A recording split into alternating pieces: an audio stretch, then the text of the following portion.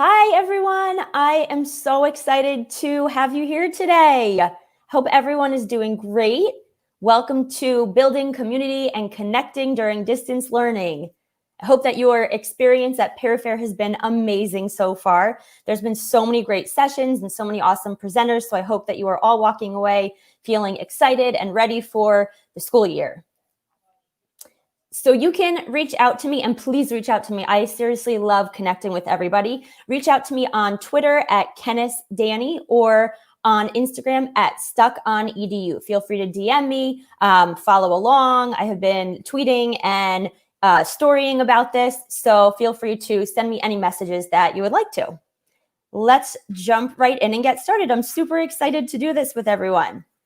So I just want to give a little bit of an introduction about me. I live in New Jersey. I work in New York as a high school social studies and special ed teacher. I teach mostly freshmen as well as 11th graders. I teach in a one-to-one blended Chromebook setting, or I used to teach in, I guess.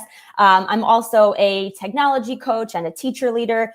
I attend and present at conferences in my free time. Yes, I'm like a really huge nerd and I love doing that kind of stuff. And I'm also a mom of 2 kids. I have a 1-year-old and a 3-year-old. I'm a wife, a fitness junkie, a foodie, a bookworm, and a traveler. And I normally wouldn't mention a lot of those things, but because this is so focused on connecting and social emotional learning, I want you to kind of see me in the whole picture. So I'm not just a presenter, I'm not just a teacher. I have all these other elements too, much like all of you guys. So in reflecting on what inspired my session, this quote is really it. When physical distancing is deemed necessary, social and emotional connectedness is even more critical. I did a lot of work last year on my school's SEL, Social Emotional Learning Committee. And we at my school, we've adopted the Ruler program, Yale's Ruler program, as our model for teaching social emotional learning. Regardless of what program or model your school uses, understanding that human connection is really at the core of what we do is so important, especially right now, like more so than ever.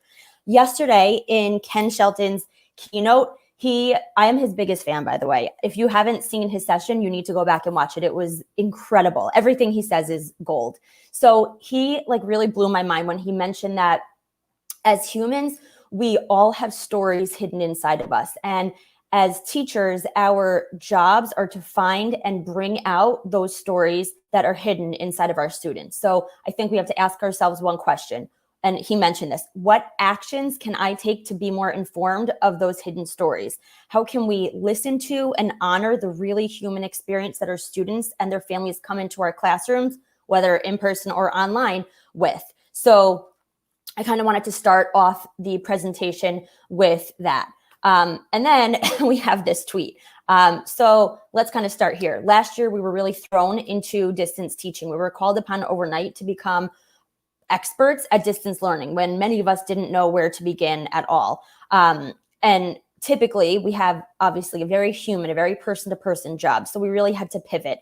And while teaching is innately a very interpersonal profession, we were all so anxious and confused and stressed out when we were thrown into distance learning. So even now, so many of us are still overwhelmed. And every teacher that I've spoken to has said that online teaching and learning is so much more challenging than doing it in person. So the question I kept coming back to, and that I'm still kind of struggling with, is what should I be doing? Really, what should I focus on? Yes, I'm a teacher. Yes, I have content to teach, but what should I be doing? And so now that we have half of a year under our belts, I realized that the answer is so simple. We just need to focus on connecting and communicating with our students. And it can be as simple as how are you doing today?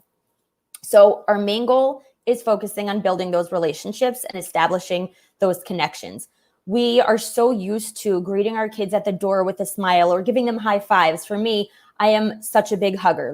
It is killing me that I'm not going to be able to hug my students hello, because that's how I connect with them. And so now that we can't do that, now that we can't be together potentially, we have to kind of figure out how we can connect with them and communicate with them regularly. So it's a lot about meeting our kids where they're at and finding tools that we're comfortable with. And then being vulnerable. And I know that's hard for some of us, but really admitting when you're struggling and admitting to your kids that, yeah, this is a weird situation that we're in here and I feel weird about it too. by checking in with your kids every single day in whatever way feels comfortable for you, you're really giving them that tangible connection that we're lacking right now. So we're going to talk a little bit about how to do that. And one of the major ways that I found to be so helpful in establishing those connections was daily attendance questions. They were fun and silly, and it's such an easy way to connect with my students. And I do this on a traditional school day anyway. Every morning in my classes, I welcome kids by asking them a question, and it's just meant to build community and doesn't really have any relation whatsoever to my content. It's just something to kind of get the conversation going, a way for me to check in. So kids using Google Classroom, that's the platform in school or that I chose to use. I would ask questions and students were able to see each other's answers. And it really started like kind of a nice, easy dialogue. So I would ask, what's your favorite comfort food? What are you excited about this week? What are you going to do for yourself today? What's a risk that you took and how did it turn out? What are you excited for next week? What are you most proud of accomplishing this week? Any question that you can ask to get a conversation going to show that you're invested in your kids is going to go such a long way.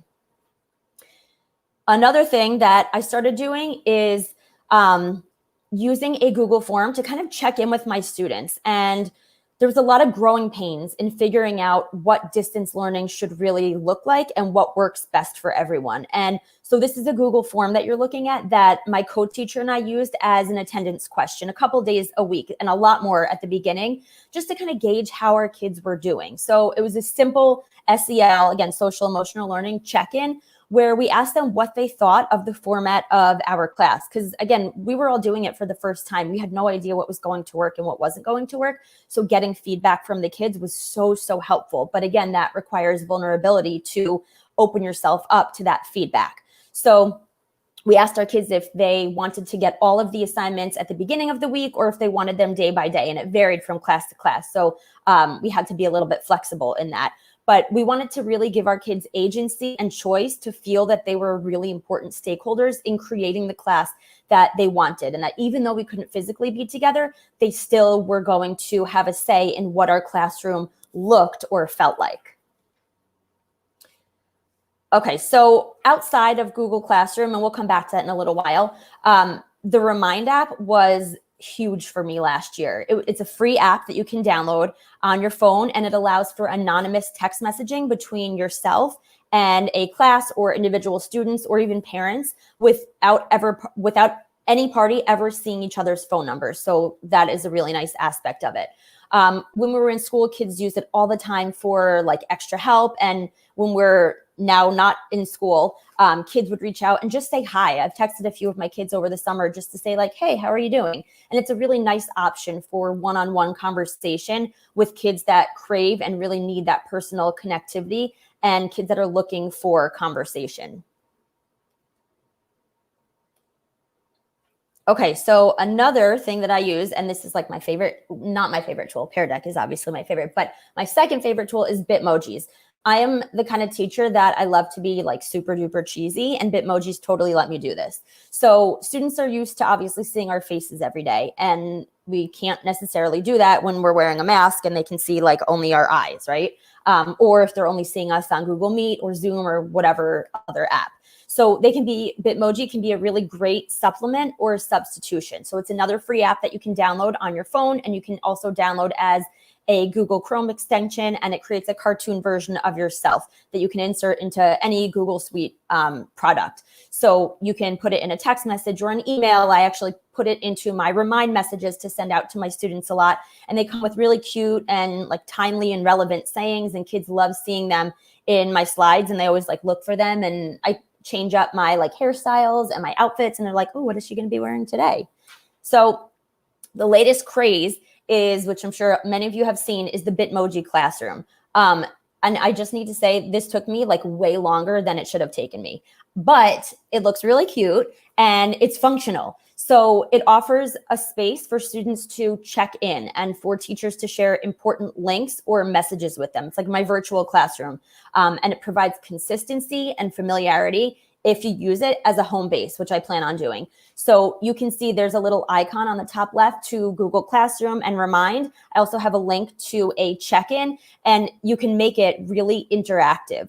And so I've taken elements of my actual classroom and embedded them here, like the poster on the bottom right is a poster that I actually have in my classroom of a picture that I took when I was traveling. The letter board I actually have in my classroom. So you can make this as interactive and as true to yourself as possible, which allows you to show your personality. Another thing I plan on doing, and I'm super excited about this, so follow along on my IG stories for this. I'm planning on doing a scavenger hunt. So I'm letting my kids search for clues about me in my Google Classroom. So I am obsessed with Post-its. That's why my Instagram name is stuck on edu. So I have like a little pile of Post-its on my desk. So everything in my Bitmoji Classroom serves a purpose. All right, so we've all used probably Zoom or Google Meet. That's another way to connect with kids. But one thing that I've found so helpful and so useful is using Google Calendar's appointment slots to set like 10 or 15-minute windows for students to request one-on-one time to chat or to request extra help. You can give them the link through Google Classroom, so it's super easy to set up and have students sign up. And I have students, I'm showing you here in this image, I have students write their name and what they need help with or what they want to chat about, just so I can prepare for when we're talking. And so this has been so useful in setting up some kind of like organized calendar for me. So another thing in terms of organization, whatever platform you're using, creating a system of organization is so crucial. And then explicitly teaching that to your students, I think, is imperative. That's what I plan on doing for the first solid 2 weeks of school, probably, is like really establishing those systems and those routines. So giving my kids a timeline so that they know what's expected of them and what is coming up and what their week is going to look like was huge. I don't want there to be any surprises. I want to try to decrease the amount of overwhelm that they're feeling, because remember, they likely have, if you teach high school, 4 to 5 other classes to keep up with. And it can get to be a lot for the kids. So I just wanted to make it as easy as possible. So not only do I give them this, but I also gave them a blank template of this so that they could fill it out with their work for their other classes. This is another kind of way that you can display your daily agenda slides. And so I like this because it lets you embed a Screencastify or whatever other video you might want to use. But just kind of having this as something to start your lesson or your day off with, and knowing for students that they're going to go there to see everything they need. What are our goals for the day? What's our do now? Let me look at this morning message from my teacher. I found that to be a really nice way to greet them and to kind of get the ball rolling and to really establish those routines. So going along with the idea of having an agenda, I tried last year to stick to a loose structure for the week, and at the very least doing mindful movement Monday and then reflection Fridays. So for me, it was a lot to kind of take in that social distancing did not have to mean social isolation. So I was really looking for ways to allow my kids to connect with me and each other and even their communities, their parents. And so again, I'm someone who is really cheesy in the classroom. So having like spirit days or theme days, or having a Google form and allowing them to submit jokes or songs that they wanted to hear. If you teach the lower grades, linking to like a read aloud or doing a read aloud, or using Flipgrid to invite kids to contribute to tell jokes. These are all little ways that you can build community. And it obviously looks different than it would look in the classroom, but they're really important to let your students know that they are a part of something, right? Because we're all feeling kind of disconnected, especially again, if you're in your classroom with your mask on. So just finding those small ways to build those relationships is going to make a big difference. So it took me a while to wrap my head around this and to really accept it. But now that I've had a few months to reflect, I'm really trying to embrace that less is more, and authentic and engaging assignments with really meaningful and timely feedback goes so much further with my kids and their learning. But that's not possible to do if I'm giving them 5, 6, 7, 10 homework assignments or assignments a week. So I need to make it manageable so that my students and I are not inundated. Plus, like, we're all human, right? We're all in this together. We are parents or spouses or daughters, sons, wives, mothers, whatever. We all have many different roles and different hobbies, different passions. So we want to be able to honor that, because being an educator is not just who we are. We have to make sure that we're honoring the other parts of us. And so we can't spend 10 hours planning our lessons. We have to realize that like something's got to give and we've got to scale back somewhere, and that's okay. We can still be effective. So depending on your role, if you're an administrator, it is so important to keep the lines of communication open and keep that dialogue going. Be visible online, just like you would be in the hallways and your classrooms if we were in school. Full staff meetings that can happen on Zoom can go such a long way in creating a sense of community that we're all craving right now. Even a weekly email to check in on your colleagues or your or the people that work for you is going to be really important. So same as you would do with your students, asking, what are you excited about? How can I support you? What are you having trouble with? Making sure that you are connecting somehow with students, but also your coworkers. Because again, we all want to feel like we're a part of something together. If you've ever heard of the Mr. Rogers quote about finding the helpers in all of the chaos and the anxiety, there's still so much good that is happening. So sending postcards to students, like really old school, right? But it goes such a long way. Or having parades, like we had many graduation parades, we had birthday parades, sending a staff video. These are all not little things, but these are all things that we can be doing to really make sure that we're connecting. So at the end of the day, anything that you're doing is enough, and you are all doing a wonderful job. So never, ever doubt that. This is unprecedented. We are in such a weird time. So we're all getting through this together, right? And that's why you're all here, because you want to become better teachers. So give yourselves a pat on the back and really congratulate yourself for wanting to grow and wanting to do better. So then we talked about the what. Now we're going to kind of talk about the how. So what are our vehicles for communicating with kids? What tools do we have at our disposal? There's so many websites and so many tools, and it's so easy to become overwhelmed by all of it. And while it's good to challenge yourself, now might not be the time to commit to learning every single tool that is available under the sun. My strategy has been to take baby steps and get really comfortable with one or two tools before jumping in and learning something new. And if I'm feeling inundated and overwhelmed, it's likely that my students are as well, and I don't want them to feel like that. So no matter what website or tools you're using, remember that tasks and skills should always come before apps and tools, whether you're using whatever platform, Classroom, Canvas, Schoology, Seesaw. Again, I personally use Google Classroom. And so for me, in figuring out what works best, one thing that I did is I set up my Classwork section in terms of dates, so in terms of weeks. And by breaking it up like that, it just visually looked a little bit more clean than it would have if I hadn't done that. So using the topics feature in Classroom was huge for me. So I definitely suggest doing that.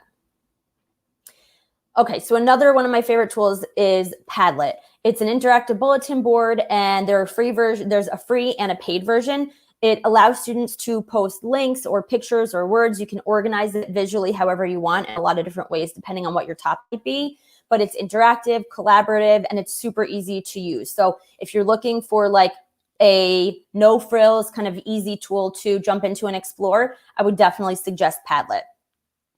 Then my favorite tool, obviously Pear Deck. I am, excuse me, I'm not kidding when I say that Pear Deck was truly a game changer for me last year in engaging my students. This is just a little video that may or may not load of what one of my Pear Decks, there we go, looked like. My kids all in their feedback said that it was by far their favorite tool because it was so engaging. It was so easy to work through and so easy to understand the material.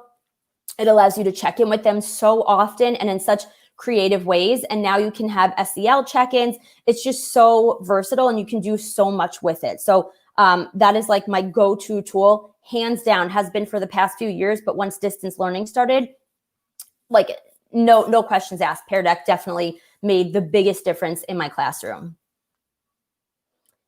Okay, so then back to organization.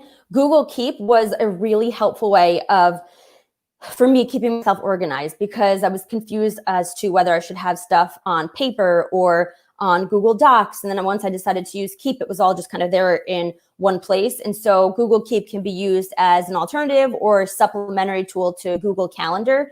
It allows you to have notes or lists, excuse me, hang on, or reminders. or to-do list, and you can date to it, include pictures, you can share notes with other people. And this is actually a tool that I introduced to my students that need a lot of help with organization or executive functioning or even time management. So for my special ed students who need that extra boost in helping them figure out how best to approach their workload and their organization from a phone or a computer, this Google Keep has been so useful and so helpful. It's also really sleek and color coded, and so it has like a very minimalist feel, which makes it more visually appealing to me. Okay, so Pear Deck is my #1 favorite tool. Flipgrid is my #2 favorite. If there are 2 tools that you're going to check out, Pear Deck should be the first, Flipgrid should be the second. With those 2 tools, I think you can have such a successful classroom experience whether you're doing distance teaching or learning or not. Flipgrid is an awesome interactive tool that allows kids to record themselves on their screen. So teachers give a prompt to students and the kids record their answers in a short video.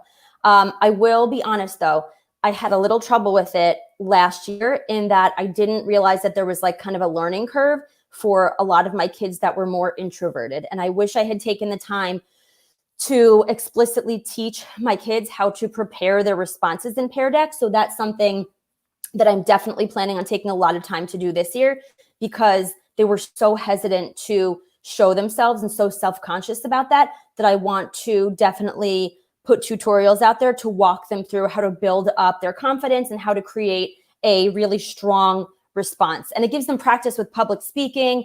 They can respond to each other on there. So I definitely want to do that. But there's definitely a learning curve, I think, with Flipgrid. Okay. Hyperdocs is amazing for anyone that likes all of their information in one place.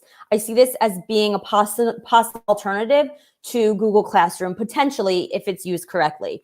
It really requires you to be thoughtful when you're putting your Hyperdocs together, because you are compiling resources in one place and you're asking students to complete tasks. And you can really customize those tasks, which I think is a huge benefit of using Hyperdocs. It's very easily manipulated.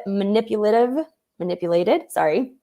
I'm pretty new to Hyperdocs, but I linked here, and you can use the tiny URL to access all of this. I linked a lot of great resources. So if you just click around on the slides on the presentation, it will take you to other websites. So here, if you click, it will bring you to a whole how-to on Hyperdocs. So I think that there's a lot of possibilities that you could use to interact with kids and to have kids interact with each other using Hyperdocs. All right, so I would say Chrome extensions might be for the slightly more advanced user, but extensions add functionality and help you kind of simplify your Google Chrome browsing experience and make your work time so much more efficient.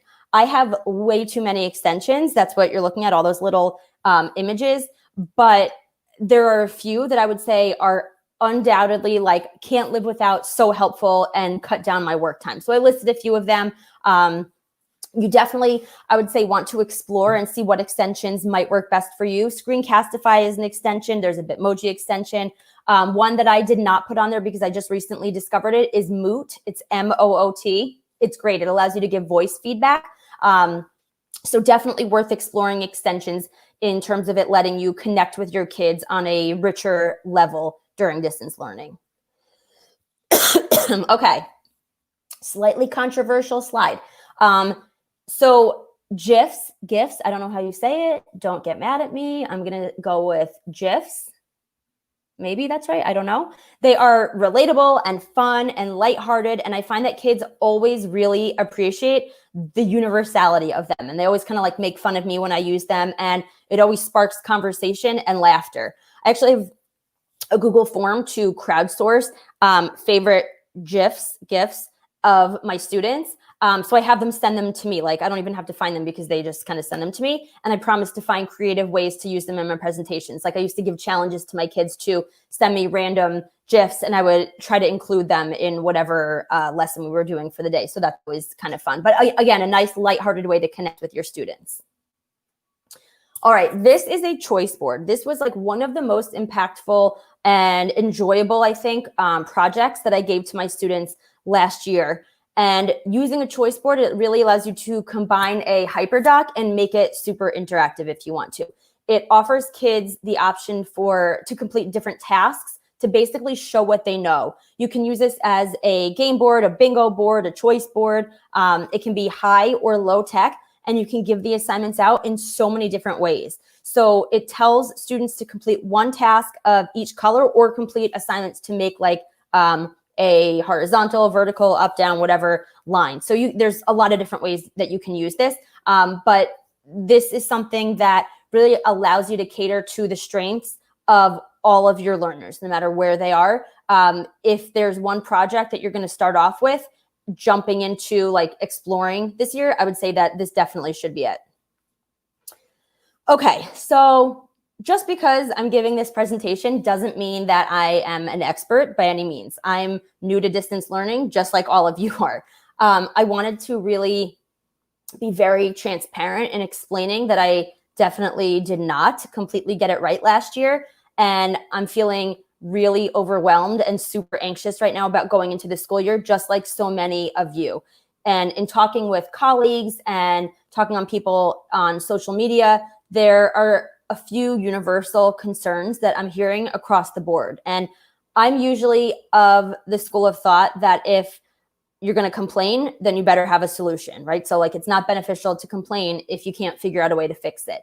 And while I don't have solutions for all these scenarios, I can tell you that if these are some of your struggles, you're not alone. And we're going to try to tackle these with solutions, but it doesn't mean that it's going to be perfect. So some challenges that I was facing: kids not reading directions, super annoying. I found that by making a screencastify, and if you can caption it, even better, it helped. Not perfect, but it was definitely helpful to make those screencastifies. Then we have time management and task management and feeling overwhelmed. Set boundaries for yourself. I am so not good at that, but that was something that was huge for me last year. So if I know my workday ends at 2:15, I gave myself a little bit of time after that, and then I forced myself to sign off. I had to use timers. I had to make to-do lists every morning. I checked off the items as I went, and eventually it kind of started to work. Next is students not completing work. This is a tough one. We lose a lot of kids when we move to online learning, or when we're doing distance learning, or when we're doing socially distance learning in person. So remember that in school, a lot of these kids are not, or not a lot, but some kids are not going to complete the work on their own. And that's probably not going to necessarily change now that we're online. So we have to really be mindful in considering the situations that some of our kids are facing at home, whether they're taking care of siblings or parents aren't home with them, or they're feeling anxious just like we are. And I think that for me, when I found that I was kind of losing those kids, I tried to call them, and one phone call really went such a long way. And I was actually really surprised by that, but I found it very helpful to have those in-person not in person, but those verbal conversations with kids about, hey, what are your challenges? Like, how can I help you? We want to be on the same page. We want to help you to move forward. So that was something that kind of helped me out. Next is cheating and copying. So I know this is kind of a potentially unpopular opinion, but I see it as collaboration. Personally, it doesn't bother me, and I don't personally give assignments that would allow students to cheat, I guess. I see it as them using their resources. If they have the internet available to them, if they have a map, Google Maps on their phone, a calculator on their phone, like, why wouldn't they use it? That's just how I feel about it. But I think that if you are struggling with kids cheating and copying off of each other, shifting to doing PBL, project-based learning, is going to be so beneficial for your class. And if you need help with how to get started in that, I can definitely help you, or I can put you in contact with some amazing people who are pros at project-based learning. So I would love to help you with that. Again, I'm all about solutions and hopefully not focusing so much on the problems. So at the end of the day, this is what we want to remember: relationships before rigor, grace before grades, patience before programs, and love before lessons. We really want to find those stories within our students, and we want to find ways to bring it out of them. We want to find ways for them to connect with each other. Will this be easy? No, absolutely not. This is a huge challenge. We've never been in this situation before, but we're all in this together, and there is such a huge community of wonderful educators out there who we have each other's backs. There's Facebook groups. There are so many amazing Instagram accounts. Twitter is a great place to connect with people. So if you're looking for like your group of people to kind of lift you up and support you, reach out to me. I can be that person for you. I can put you in touch with other people. But you're not in this alone. And we want to make sure that our students also do not feel alone in this. So we have some time for questions. Thank you so much for being here, for listening, for participating. Please, again, like I said, please reach out to me because I love connecting. You have my Twitter and my Instagram handles down there. So now we have time for whatever questions anybody might have.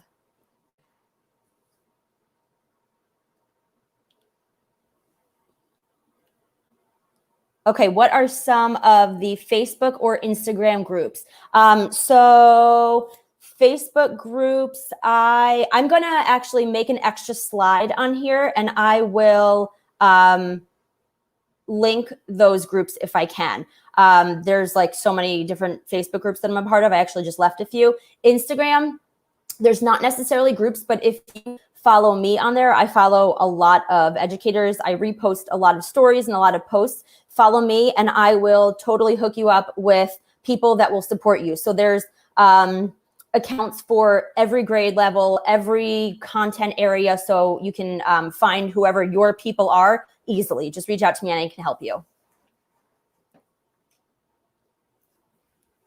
I'm just reading this right now. Oh, thank you so much. I'm very glad that you liked the presentation. That makes me so happy. My slideshow is shared. I think the link is, I have a different view than you guys do, but I think my link is pinned here, or I'll also share it out through Instagram. I'll share it out on Twitter, all my socials. So just follow me there.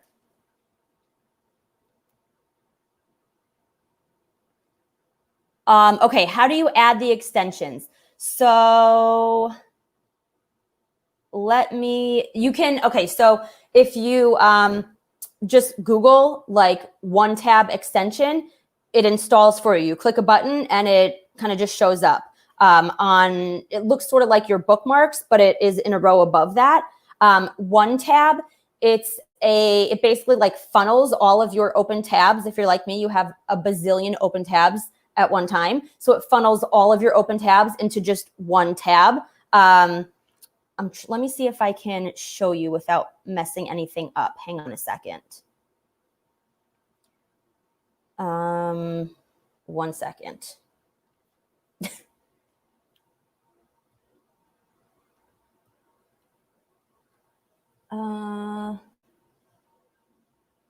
Okay, so now you can see all of my tabs and all the weird things I look at. So I'm looking at women's athletic socks. This is one tab. One tab, again, condenses everything into one tab so that if I wanted to get rid of all of these, I just click on one tab and it does it. I'm not going to do it now because I want to make sure that I am keeping this open. My favorite community builder slides to use in Pear Deck. So my favorite Pear Deck feature ever is the social emotional like sliding one. I'm not explaining it very well, but where kids can choose their stress level from like 1 to 10. I just find that gives me so much insight into how they're feeling. And I was so impressed with how honest a lot of my kids are. And then from that point, I was able to go and reach out to them and ask like, what can I do for you? Do you want to talk this out? And I actually used the Google form to do that piece of it. What can I do? How do you want me to reach out to you? Do you want me to call you? Do you want me to text you? Do you want me to email you? Do you need to talk? Do you not need to talk? And so, yeah, that slider thing, the SEL one is definitely my favorite. How do you make an account on Bitmoji? Okay, so this is a little bit hard to show you because I already have it on my phone, but you're going to go to the App Store on your phone and type in Bitmoji,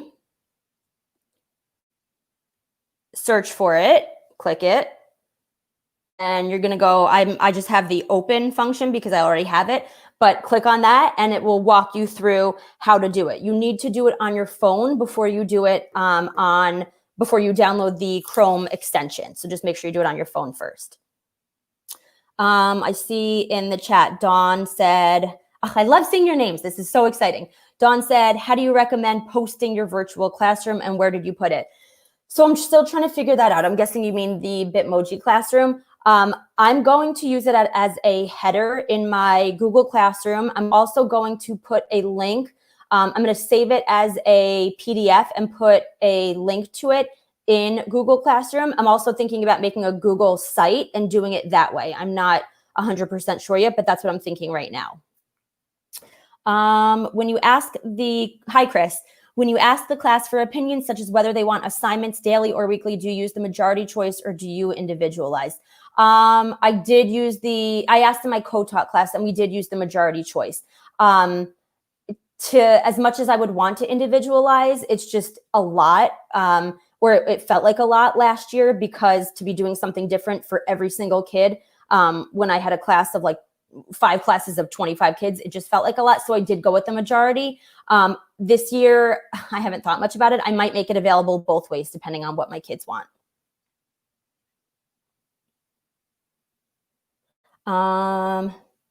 What was the name of the app again that hid your phone number? Oh, Remind, when contacting students and parents. That was the Remind app.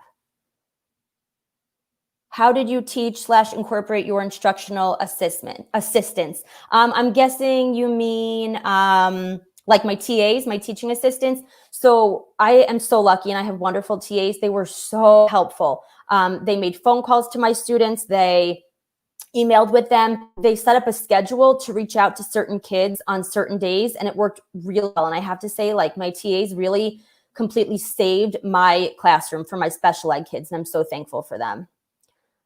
Is there a way to add a co-teacher on Pear Deck? No, and I have talked to my Pear Deck friends. I understand that it might be something that they're working on. I'm not exactly sure, but yeah, that was definitely a challenge for my co-teacher and I. And it was really frustrating not being able to have her grade some of the assignments as well. So I'm hoping that that's something that they will add as a feature in the upcoming weeks or months. Can a teacher and co-teacher act as a teacher in the same Pear Deck? I just lost that, but no, I don't think so. How do you add closed captioning to videos? So I don't know if you can do it in Pear Deck. I know Edpuzzle allows you to do it sometimes. And I have to look into this a little bit more. That's a great question and something I wanted to actually look a little bit more into. Follow me on social media on Instagram, and I will story about that a little bit more. That's something that I want to explore as well. How do you add Google Keep? So I'm on a Chromebook, so I just have it. It's an extension. You can add it as an extension. So just Google it, and you should be able to access it from there.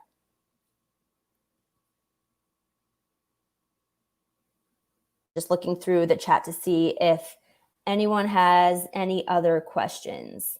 If you open Bitmoji on a personal account on your phone, how does it transfer to your school account for Google? So actually, that's a great question. Some school accounts might not allow you to have Bitmoji as an extension. I have heard of that happening before. So you can add the extension on your personal account and do things that way. It could get a little bit annoying to like flip back and forth, but it is doable. Yes, I do. I don't know if I'm allowed to answer this question. Yes, I do one-on-one training. Reach out to me. I do a lot of consulting. You cannot talk on the phone on Remind. You can just text. Yeah, if I want to talk on the phone, I usually just block my number and then call students.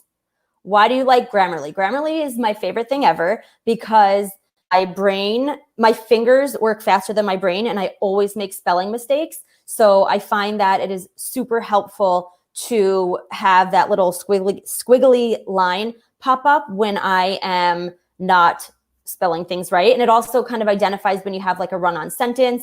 That is one extension that I encourage my students to get. And I do explicitly teach my kids about extensions as well, because there are some that offer so much functionality for struggling kids that struggle with like executive functioning or organization. Okay, someone said that they're having trouble with permission in opening the slides. I will fix that after this.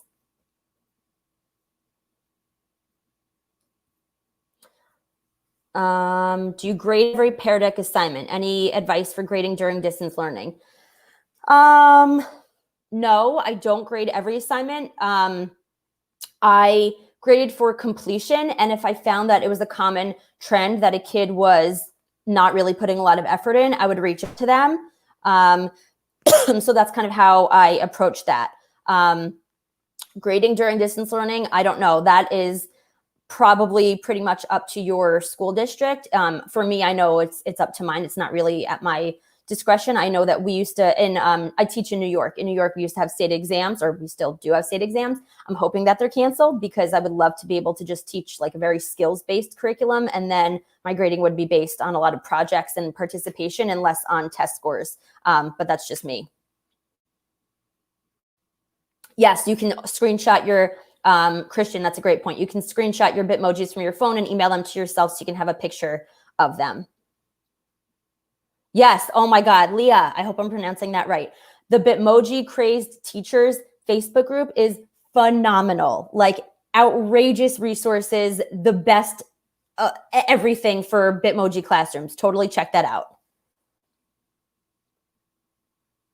How do you make your Bitmoji classroom like a website? You have to go to File, Publish to the web. I'm actually doing a separate course on the Bitmoji Classroom for another company. Follow me on socials and I'll talk about it there.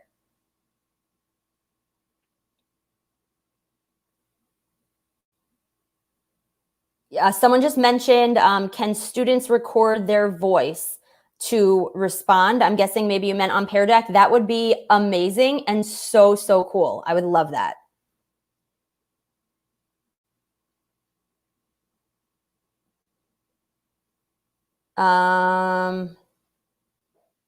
Thank you, Laura. Yeah, G Suite with Pear Deck, Hyperdocs, and Padlet. I totally agree. I would add Flipgrid to that. That's a huge one.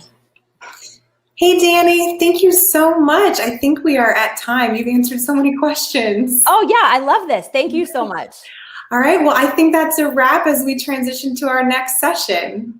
Awesome. Thank you so much. And thank you guys for being here. Please reach out to me. I would love to answer more questions on social media. And good luck to everyone with the upcoming school year.